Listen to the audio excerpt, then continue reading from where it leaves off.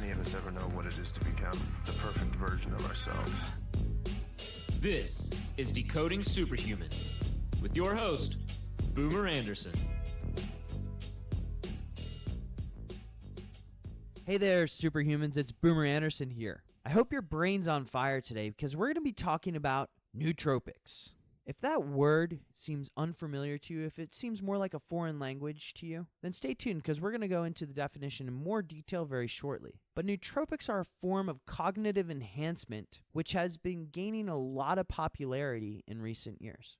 My guest today is an expert in the field. Mansal Denton is the creator or co-creator of Nootropedia, which is a website which offers unbiased and factual information on nootropics to the extent that it's actually available. He's also the creator of a documentary and book called A Head Above, which Mansal wrote in 30 days. In his free time, Mansal enjoys things like jiu-jitsu and hiking, as well as quiet contemplation and meditation. This episode was quite a bit of fun for me. We danced around why Mansal's experience in prison, yes, you heard that right, may be one of the best things that's ever happened to him. Then we talk about what are nootropics. What are some of the foundations absolutely necessary for somebody to get the most out of nootropics? I ask him the all-important question.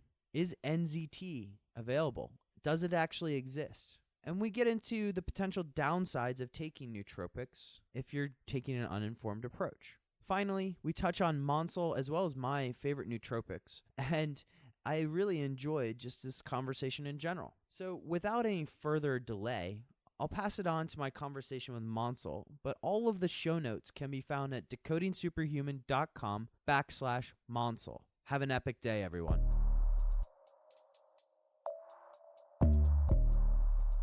Mansal, welcome to the show. Thank you for having me. You know, it's so good to finally meet you both face to face, but also speak to you. I've been getting your newsletter for a very long time now, and I'm really glad that you're here today to talk about one of my favorite topics, nootropics. It's definitely one of the topics near and dear to my heart, and I think it's kind of a portal to a much wider conversation that I look forward to having with you and your audience. Excellent. So, just before we get started into what are nootropics, did you really write a book in 30 days? And then did you also film it too while you did this? Yes, I did, and it was probably one of the most rewarding and most challenging tasks that I ever completed. It was a culmination of many different things. My girlfriend at the time and I wanted to go on a road trip, and I was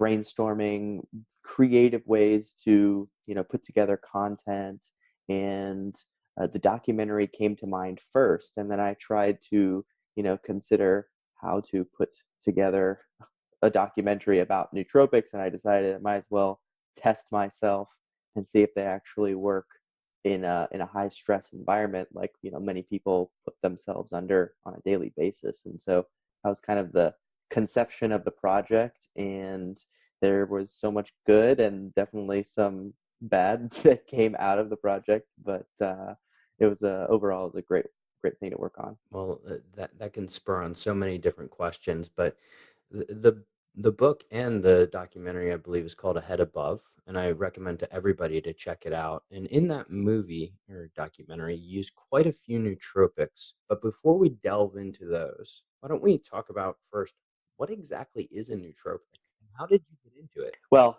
the definition is one that I definitely am slippery with, and I do it intentionally because nootropics, the very strict definition, if any of your audience has watched the documentary, Dr. Andrew Hill talks about, the strict definition as being a synthetic or natural compound that improves markers of cognitive abilities without the risks or significant risks of side effects. And so there's usually a very kind of small subset of compounds that are considered nootropics, whereas others are considered smart drugs or cognitive enhancers, etc. And usually that's based on kind of their mechanism of action and the side effects associated with those drugs. Now, for my purposes, because I try and reach a wider audience, oftentimes I'll use nootropics interchangeably with, a drug like modafinil or caffeine, which many purists don't believe are considered nootropics. So there's definitely some nuances to the terminology, but I try to avoid any kind of a dogmatic approach because, in my opinion, it really doesn't matter what term I'm using. Someone who is interested in nootropics, they have an interest in improving their cognitive performance. And that is what I'm looking for so that I can take them on this journey that's hopefully far more impactful for them than what these nuances might mean. Completely get it, and I broadly use those terms interchangeably as well. So I'm glad we're on the same page. So going back to just one question I have for you, how did you get into the field of cognitive enhancement? Well, it's a long story and one that involved a lot of pain and definitely some suffering. But when I was in my late teens, I was infatuated with a woman. I'll give you the short version. I was infatuated with a woman who lived halfway We across. can go long version if you want. Well, so there was insecurities as a man that made me feel like this woman that lived in Switzerland was someone that I had to be with and I had to get to her by any means possible. And that completely shifted my moral compass. And when I was told that I needed to come up with the money in order to go to Europe to go to school, I was working in a museum that had historical artifacts, and I stole the artifacts and I sold them, and I went to school in Europe. I spent time with her, etc. And 2 years later, I came back to the United States and I was arrested.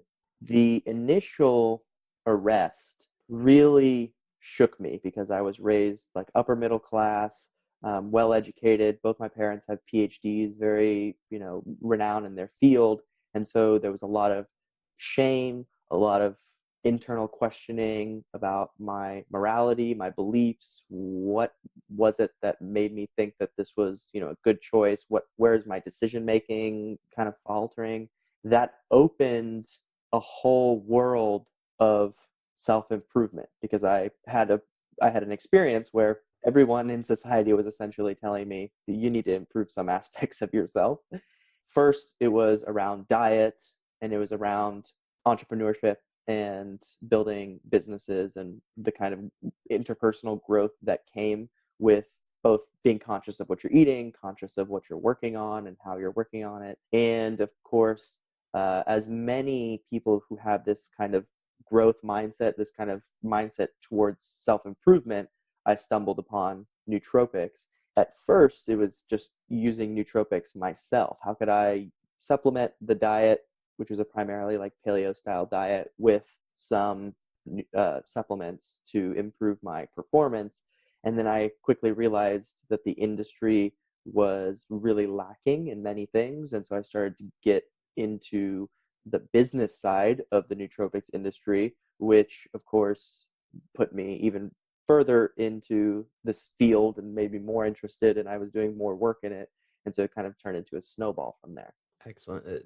Thank you so much for sharing your story with us. I realize kind of puts you in a vulnerable spot, but I really appreciate you being honest and sharing the story. How do I segue from there? Um, One thing I really enjoyed about the book, you lay these foundations on how to get the most from nootropics. And I think some of it is what you did in your own life in terms of nutrition. But do you mind sharing a couple of the things that you mentioned in the book in terms of how to get the most of nootropics and really for the benefit of everybody, realizing that just taking a pill isn't necessarily going to change everything for you? Yeah, I think the best approach for nootropics that I've found that I try and impart on people is to think about them as tools where we can go from, hopefully 95 to 100% in that range, just being totally optimized ourselves to 105, 110% using nootropics. So hoping for some small, increase above what we're already capable of, as opposed to what many people are drawn towards nootropics for, which is to go from 60, 70% because they got a bad night of sleep, bad diet, drinking alcohol, in order to just simply get by or function. And I think that taking that approach is really the first step. Many people that are interested in nootropics may have heard about it on a podcast, for example, come to me, and I actually recommend maybe you need to spend 1 or 2 months figuring out the fundamentals first and optimizing those before you even look at the nootropics. Because like Dr. Andrew Hill said, like many people in this space who are knowledgeable about complex systems realize is that many of these supplements are going to provide incremental value for you, which at the margins is great. You look at an Olympic swimmer, the difference between gold medal and not even making the Olympics is like so small. So such a small boost can be huge for our outcomes from a cognitive enhancement perspective, but we want to make sure we're optimized fully before we even try. So you mentioned a couple of points there, and thank you for doing it. So the foundations are really things like sleep, stress, nutrition. Do I have that right? And just sort of getting those right before we march on to nootropics? Absolutely, yeah. What I call lifestyle changes are, that's your 80-20 right there. If you want to focus some time on optimizing your mental performance, that's where to do it. Because I have a very complex systems approach, I also consider things like the relationships we have with other people, time that we spend in sunlight, the time that we spend doing the things that really, really light us up, really, really like motivate us, that are coming from some kind of, inner like soul place.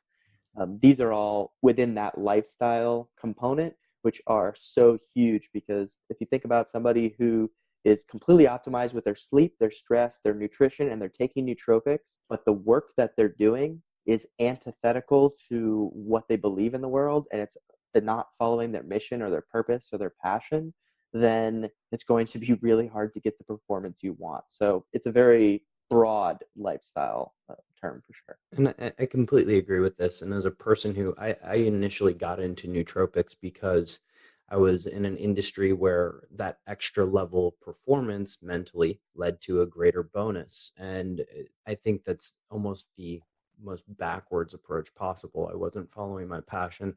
I didn't have the right mindset towards it. It was just completely searching for, I'm sure you've watched the movie many times, but that limitless pill, NZT, which I just want to be clear to everybody, there's not really an NZT out there. Is that right? Yeah, absolutely. Yeah. NZT, very fictionalized, and definitely plays on, some aspects of our psychology, because we wish in many cases that there was a magic pill that could solve our relationship problems, or a magic pill that can solve our professional problems. Really, a magic pill that can solve the hole that we might feel inside if we're not, fulfilled. In the book, you also have a few other non-nootropic enhancers that you recommend, things like fasting and a couple of others. Do you mind touching on that? Absolutely. Yeah. Fasting has been, for me, probably one of the best practices that I've engaged in. I've been doing it for 5 or 6 years now on Me too. I love it. just like an intermittent fasting regime.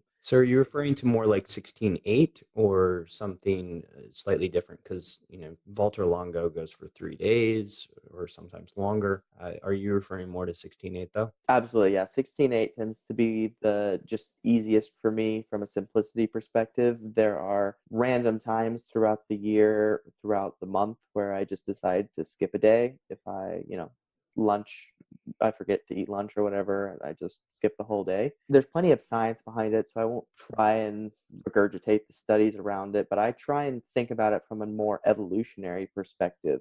I'm very much a morning person. I do my best work in the morning.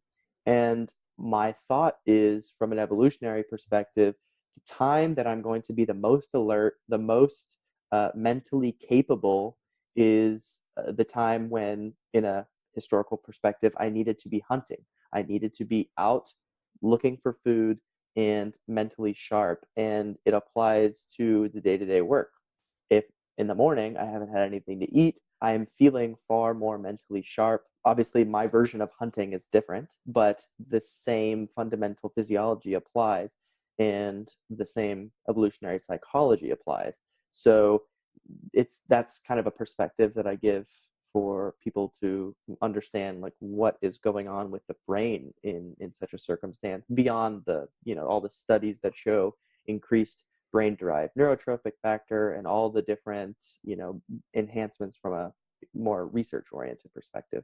And we can link to some of these in the show notes. And just for everybody's benefit, those show notes will be at decodingsuperhuman.com/Mansal.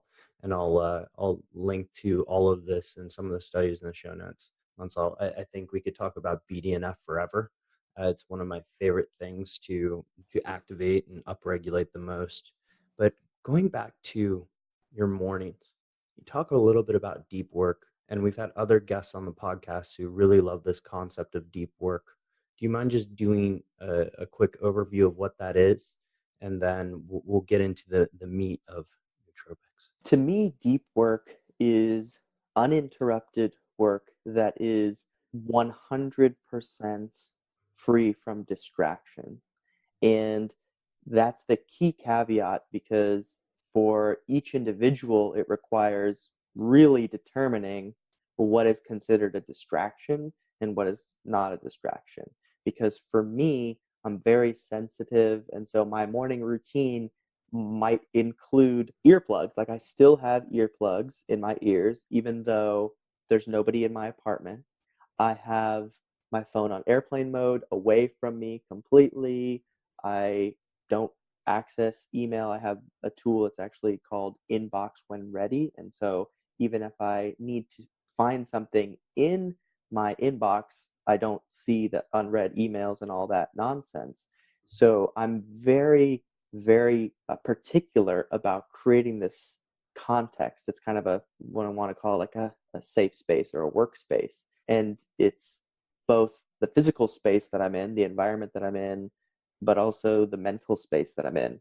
That's why I'm a big believer in starting off with some type of meditation in the morning, some type of mindfulness practice, even if it's just going for a walk, without any music or technology. Do you have a favorite type of meditation practice? Yes, I've done 2 Vipassana meditation retreats, so I tend to gravitate towards either Vipassana or what they teach called Anapana, which is just breath focused, basically focused on the sensations of your breath. And by no means perfect, like it's probably 99% thoughts and then 1% peace.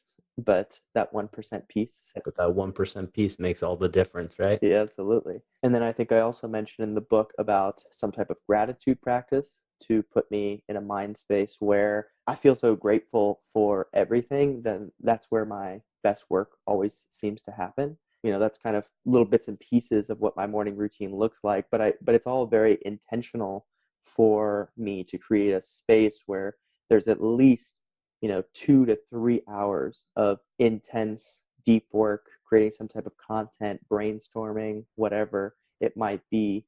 And for, people in your audience who are interested in doing deep work, but they're scared about how intense that sounds, one thing I always, feel is really cool about the deep work is you can do so much more valuable stuff within a deep work session than you can working a full 8 hours a day. And so I religiously track my time in a Google Calendar with a very specific process that I've created, and I consistently spend 6 hours or less a day working, but I get quite a lot accomplished because it's very compressed deep work that's creative and producing things as opposed to reacting to work. Yeah, we have a lot of high performers who listen here, and I just think the key message there is just the return on investment of deep work. And I've noticed this myself after leaving a banking industry where it was anything but deep work. But the amount that you're able to get done in a shorter period of time, the return on investment is immensely high for people. So, and one book that I do recommend people check out is Cal Newport's Deep Work book. He was, I'm not sure he's the originator of the idea, but he definitely published a book on it. Moving forward, back to nootropics, the original purpose of this conversation. Okay, who are nootropics for? And I think you already touched on, what they can do for us, but who are they definitely not for? I would say to some degree, I believe nootropics are for everybody who is willing to take responsibility for their actions. That caveat comes from the fact that no one nootropic is good, no one nootropic is bad. There's no right or wrong when it comes to nootropics. There's only what works for you, and that is a process. And that is a process of self-understanding, not just understanding the biochemistry of how a substance interacts with your brain and neurochemistry, but also a process of understanding your internal motivations. Is your audience, for example, being motivated purely by this drive for money, or is there something deeper there besides trying to achieve a higher level of financial abundance? Perhaps they have limiting beliefs around what they value in themselves. They don't have a lot of self-worth if they don't have a lot of money, or they think that their parents would be disappointed if they didn't have a certain status.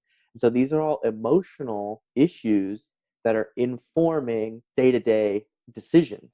That's really one of the most interesting parts of my work, is helping people to see those deeper issues, how they relate to the nootropic choices that they're making, and giving them the awareness to take the responsibility for themselves. Okay, so nootropics, really anybody who's willing to take the responsibility for themselves. People who they're not for, generally probably the 180 of that. If you're not willing to take responsibility and you're just looking for some sort of edge without addressing all the other issues, is suffice to say the people who they're not for. Exactly. Yeah, people who are looking for the NZT and the people who are looking for the magic pill.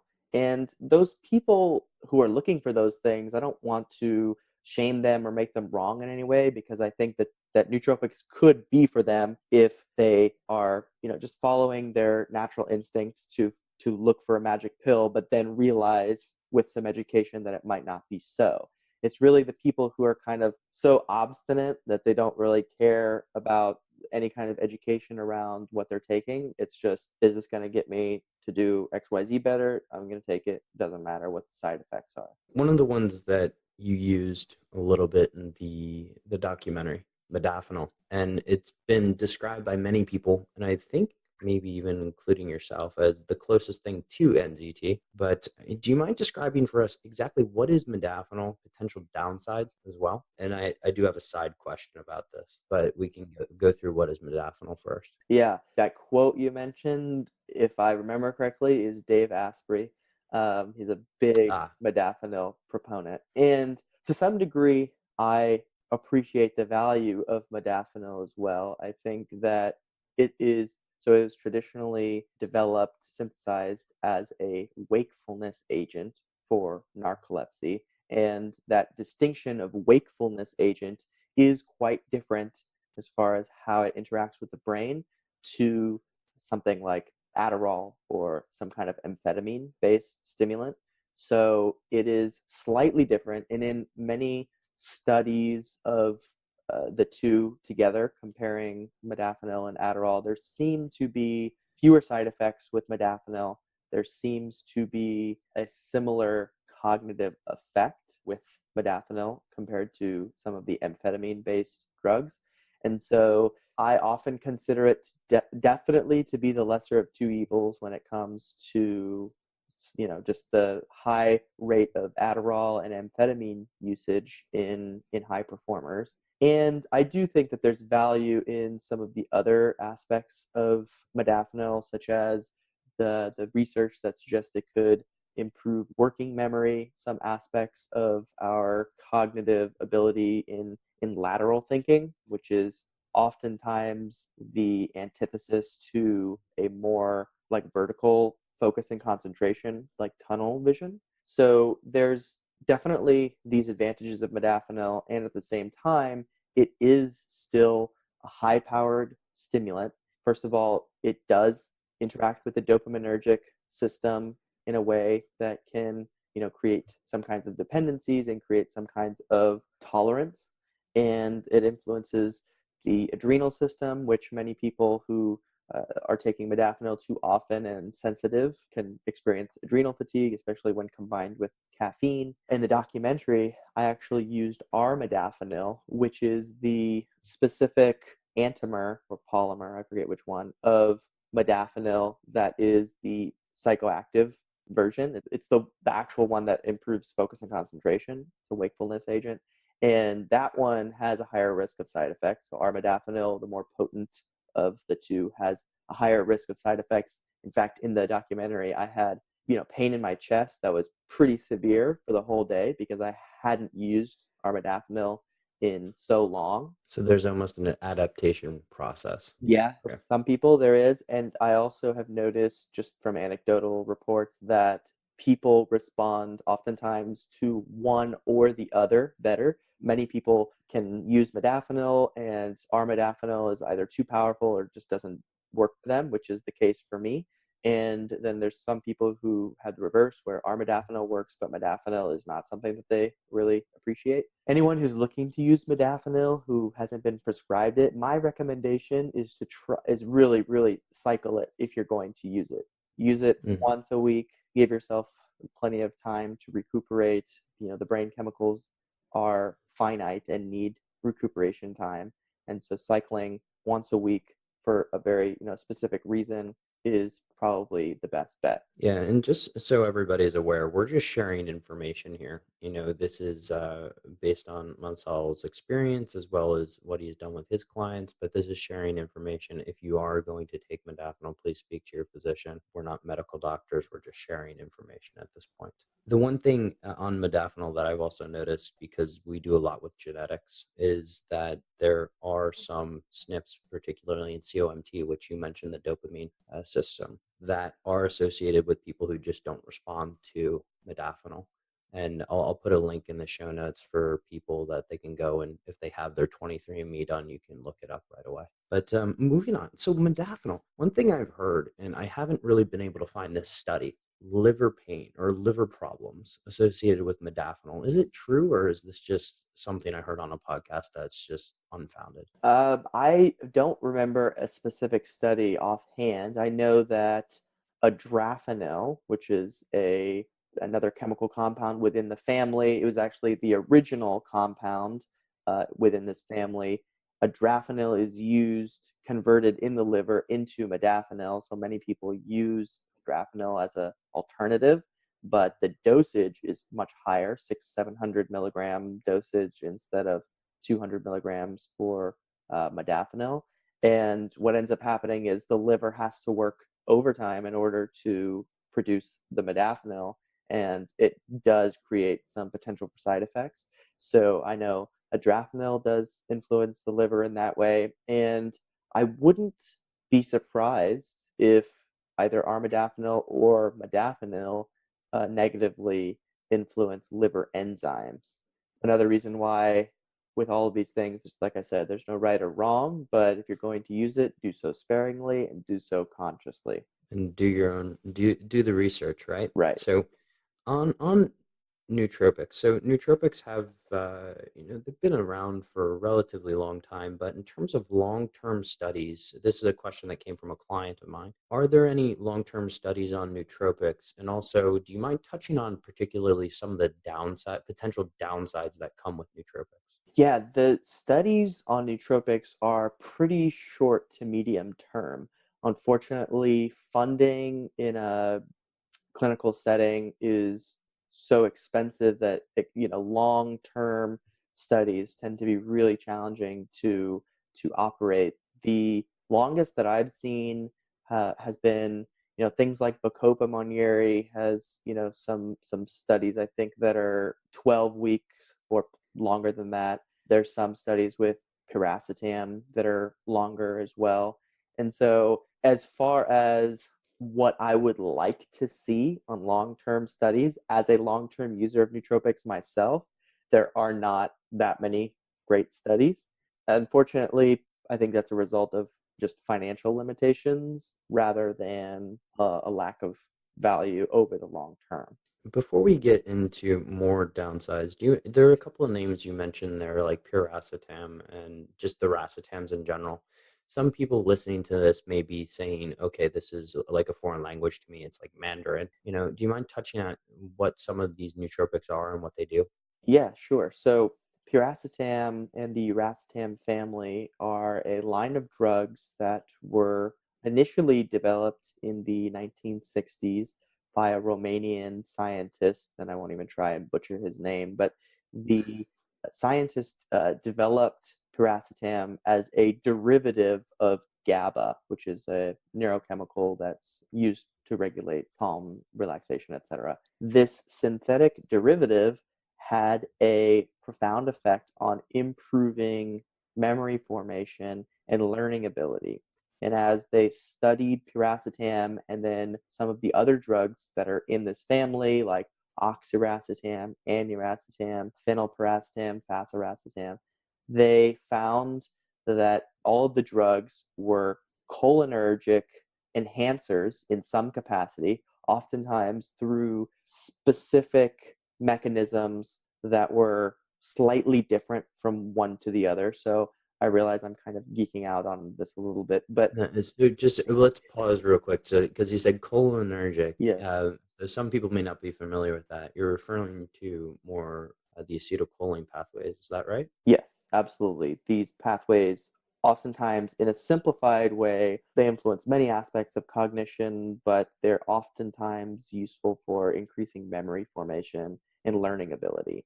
And Perfect. that's kind of the direct, simple tie that I create between the racetam family and kind of the cognitive effect that one could experience. They're relatively well studied, both in animals and in humans.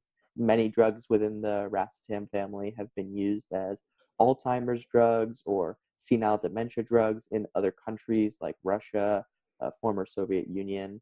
And so there's a lot of people that utilize these compounds from a clinical perspective, but also obviously many in the cognitive enhancement space that find it's valuable for improving mental performance.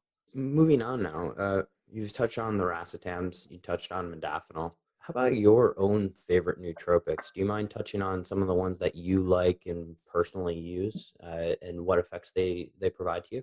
Yeah, sure. One of the stacks that I use on a regular basis, in fact, it's the only stack that I use regularly, is called Qualia. And I use it very particularly, probably 1 or 2 times per week, and I only use step one. So you don't do the 5 out of 7 days like the black card you get. Correct. So I back off a little bit more than they suggest. And I appreciate, first and foremost, the ingredients are solid in terms of their studies. I think there's quite a few ingredients, which gives me some concern as far as how things are interacting with each other and how they interact with, basically my own individual variables and finding out what's working for me.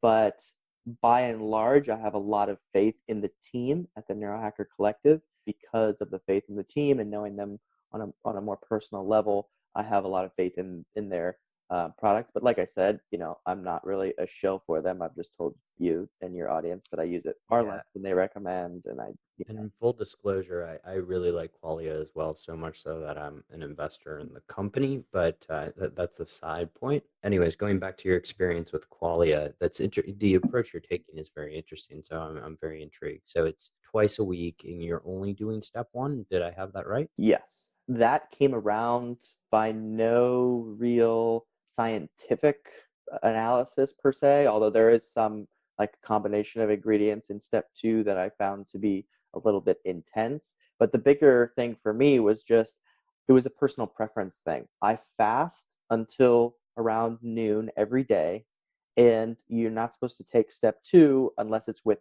food. And if I take step two with food at noon, it will negatively impact my sleep because I go to bed, like 9:30, like relatively early compared to most people. And so it's just a simple timing issue that made it less feasible for me or less interesting for me to take step one and step two.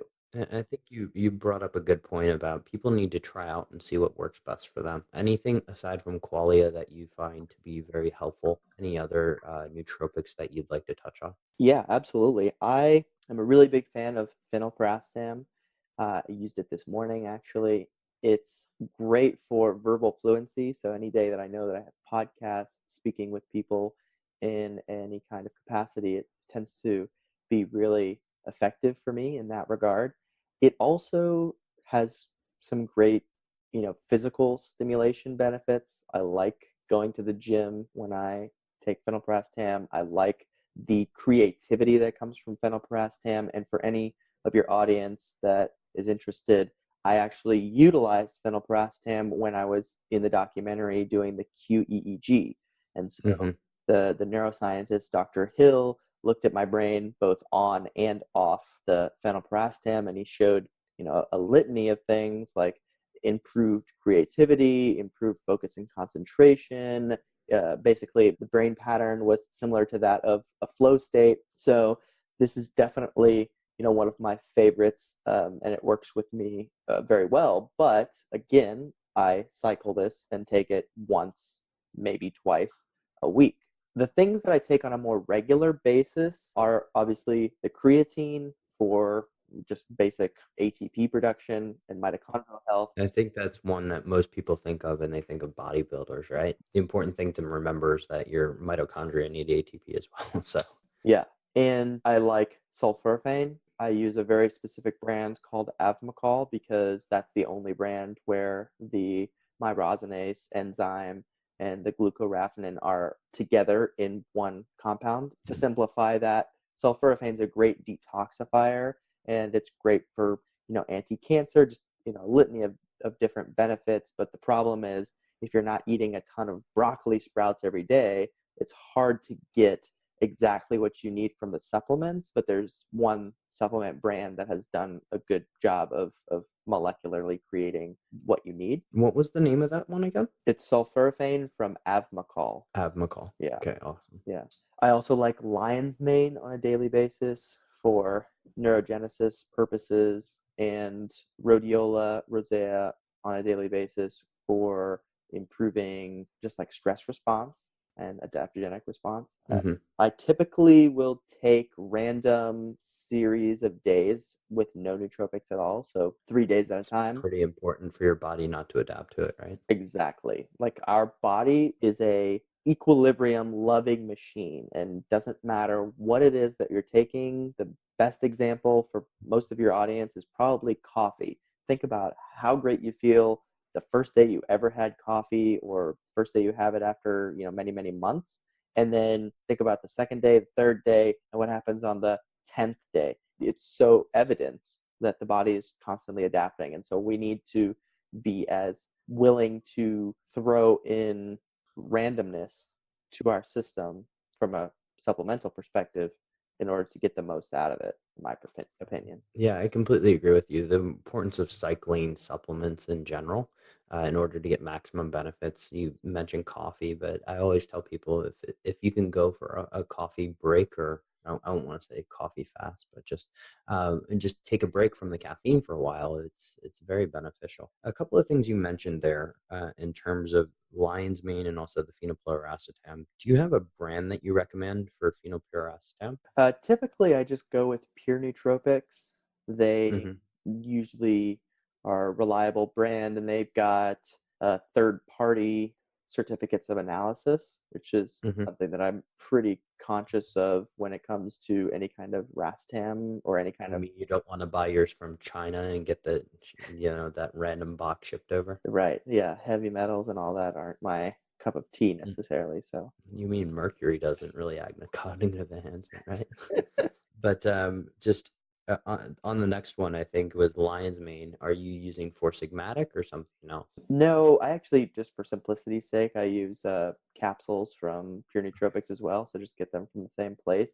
But Four Sigmatic is one of those few companies that has entered the mainstream kind of audience that actually does use fruiting bodies in their lion's mane product. They have sizable dose, so it's actually an effective like lion's mane dose for improving neurogenesis. So there's many businesses that produce a popular product that doesn't necessarily work all that well, but I've been pretty surprised with how great their stuff is. A couple more questions for you because I know you have to get going, but we touched on your favorite nootropics, or some of them at least, and I'll link to your website, Nootropedia, right? Yeah. And I'll link to that because there's just worlds and worlds of information that we won't be able to cover all of it here. In terms of the cycling, but also as people approach this, the cautions that we should give them in terms of this experimentation. There's something in the book that you mentioned called the Shogun Method.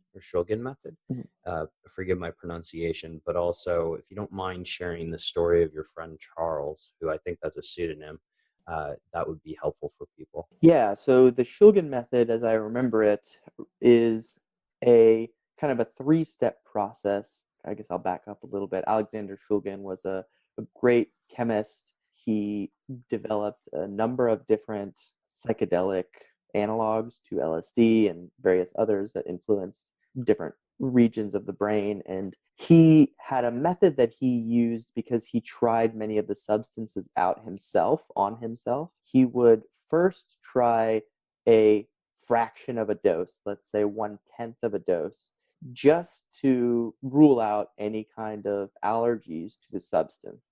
And that would be step one, is rule out some allergies with maybe, let's say, 1/10 of a dose. Then step two, the next day or the next time he would use the substance, would be to use half the recommended dose. You've already ruled out the allergies, but then try and see if it works within your system to some degree. And then finally, the third step would be to use a full dose, whatever that may be for the substance you're using. That way, like I said, it's just a way of hopefully protecting people from substances, because we don't know what's going to impact us negatively until we take it. And it's better to work our way into a substance than to take, a full thing. So, for example, if someone were to buy Qualia and they wanted to get started on step one, they might take one pill with day one. Day two, they might take two pills. And then day three, they might take all three pills for step one. And that would be kind of a similar application of that strategy to different nootropics. And then the cautionary story that we have to give everybody about nootropics. And I appreciate you sharing this in the book. If you don't mind just running through Charles real quick. Yeah, so Charles was yes, it's a pseudonym. He was a friend of mine, and he was an active participant in different nootropics communities. And he lived in Austin, Texas. He did a lot of self-experimentation, and he was a really, really bright person. And I remember when I would meet up with him, I was oftentimes blown away by his biochemistry knowledge, his knowledge of physiology, how the substances influence the brain. And it was obvious to me that he had done his research. And at the same time, he was very liberal with what he was willing to try. So he tried lots of experimental drugs, lots of peptides, etc. And the one problem, which this one definitely was not his fault, he ordered a substance and the company sent him a different substance. And so you can imagine, let's say piracetam and Noopept. These are two substances. They're supposed to be 1,000 times the dose difference. So Noopept is supposed to be 1,000 times stronger than piracetam. Well, imagine you've got a drug. You thought it was this thing that is relatively safe to take, but it turns out it's accidentally 1,000 times stronger than what you think. And so he made the mistake, took a dose he thought was a normal dose, but it ended up being far stronger because they sent him the wrong compound. He had seizures, and he ended up going to the emergency room. The problem was it wasn't immediate. So he didn't take the substance and immediately have seizures where they could instantly draw the correlation. So a few months go by, or maybe even a couple weeks go by, and he tries it again, and he has the same response within the same day. And it's at that point he realized, oh, this is not what I think that it is. After 2 seizures, going to the emergency room twice, it took a heavy toll on his body, and they eventually found out that the company had sent the wrong compound altogether. That was the problem to begin with. And within 8 months to a year, he passed away. It took a while. Obviously, within a year, a lot can happen, but there was a lot of speculation in the community that it was these 2 overdoses that contributed greatly to his passing, especially because he was in his younger to mid 30s, so he was not an old person by any stretch. Wow. That cautionary tale is something that I inform everyone of that I can, because it is so important to keep in mind not only the fragility of human life, but also the opportunity for other people's mistakes to cost us dearly. I'm glad you shared the story because with everybody here listening who may be looking to get into this field, and we'll talk about how to do that next, but it's just more of a caveat emptor, right? You want to enter with, knowing everything you can, make sure you have good suppliers, et cetera, good information, go to websites like yours just to make sure that that information is good. And even if you do have all that information, sometimes things can go wrong. A couple of final questions for you, Mansal, is how do people get started in nootropics? I mean, for me, I stumbled upon things like Alpha Brain many, many years ago. But how do you recommend people start in terms of building their knowledge about this particular field? Well, I like for people to have a dual approach to understanding nootropics, and one is kind of the research perspective from a scientific research perspective, and then also the anecdotal experience perspective. And so my recommendation for people, without being too self-serving, is to have them go peruse my website and just read about a few of the different things that are out there. There's NCBI references in every single one of the pieces of content on my site. And then go to a place like Reddit and search for questions that you have to see how certain substances impact other people and get anecdotes from other people, because those are the two data points that you want to utilize in order to inform your decisions. Because just going scientific will keep you in the dark ages when there's stuff that works a lot better than what we have funding for, and then just going to the anecdotes will have you in very risky territory because there's no scientific basis behind what people are experiencing. So it's kind of a mix of both. I suggest people self-educate in that way. Definitely do the research. That quote, I think it's measure twice, cut once, or something like that.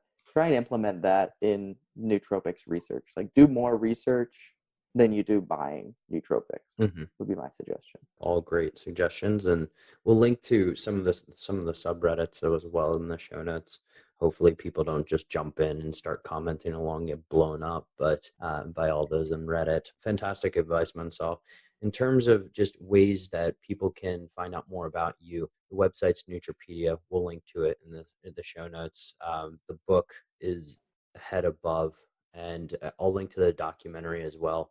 But is there ways people that can find you if they have any questions?